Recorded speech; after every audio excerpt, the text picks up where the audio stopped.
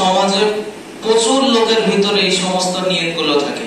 কেউ মান সম্মানের খাতিরে করে কুরবানি, কেউ গোশত খাওয়ার লোভে করে, আবার কেউ নাম কেনার জন্য বিরাট বড় গরু দেয়। কিন্তু উদ্দেশ্য থাকা দরকার ছিল আল্লাহর উপরে।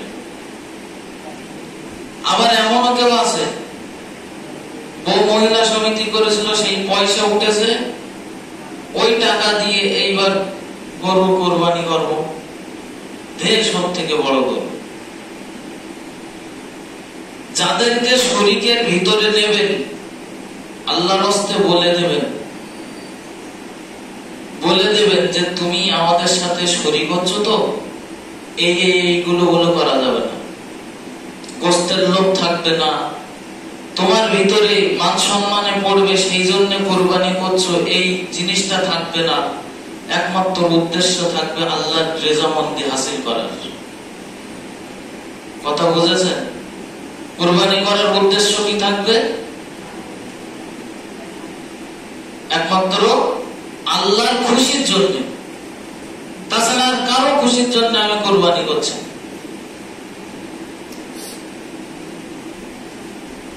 ওই জন্য সতর্ক হয়ে করতে হবে, শুধু কোরবানি করলে হবে না।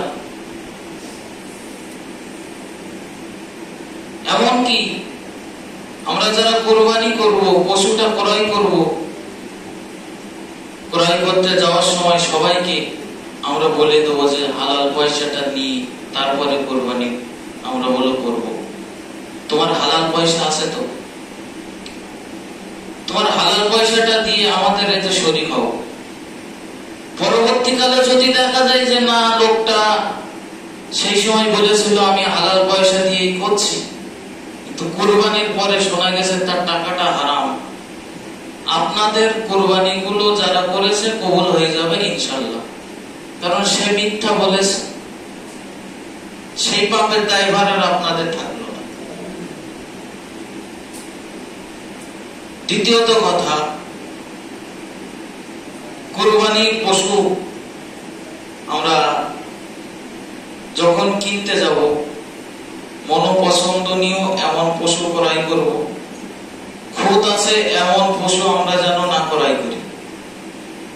চামড়া অনেকটা পুড়ে গেছে, ছিলে গেছে অনেকটা, দেখতে খারাপ লাগছে, কি একটা কানের অর্ধেকের বেশি কান কাটা আছে, শিং আছে শিংয়ের অর্ধেকের বেশি শিং ভাঙা আছে, গরুটার লেজের অংশ কেটে পড়ে গেছে অর্ধেকের মতো, এইরকম পশু কুরবানি করা যাবে না।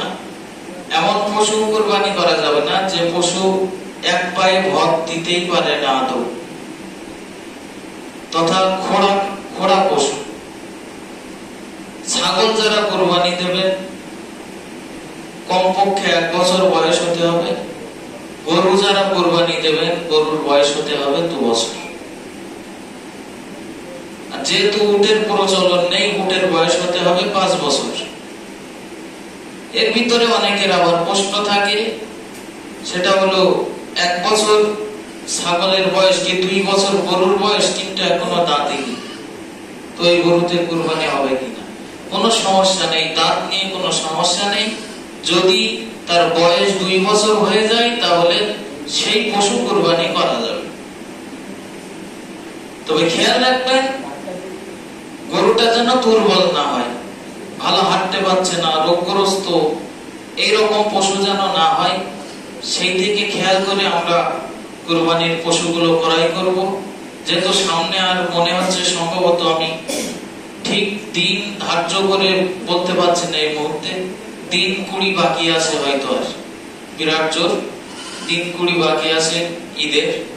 আমাদের উপরে যাদের উপরে কোরবানি ওয়াজিব, সামর্থ্যবান, টাকা আছে, পয়সা আছে, মেহেরবানি করে কোরবানির পশু আমরা ক্রয় করি। আর পশু ক্রয় করার সময় আমাদের নিয়তটা যেন সহি থাকে, সহি নিয়তেই আমরা যেন কোরবানির পশুটা ক্রয় করতে যাই। আল্লাহ আমাদের সকলকে সে তৌফিক দেন বলে আমিন। সুন্নাত নামাজের জন্য ধন্যবাদ।